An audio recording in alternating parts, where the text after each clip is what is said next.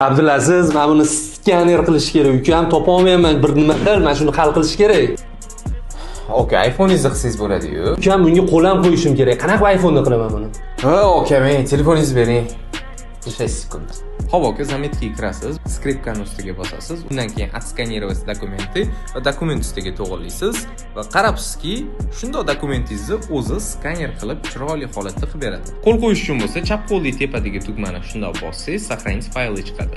Сохранить qilib olamiz. Undan keyin bo'lsa, faylli qismiga o'tamiz. Faylga kirib olib, rasm ustiga bosasiz, pastiga 10 dan 2-tugmani shunday bossangiz, plus tugmasi chiqadi. Plus ustiga bosib turib, добавить подписni bosasiz va xohlagan qo'lingizni bundoq qo'yib, undan keyin qo'l qo'yganingiz ustiga bosib turib, buni joylashtirmoqchi bo'lgan joyingizga shundoq moslashtirasiz va mana bu tugmani bosib turib, ko'k rangni tanlab, shrift qalinligini taxminan 7-8 ga ko'tarib qo'yasiz.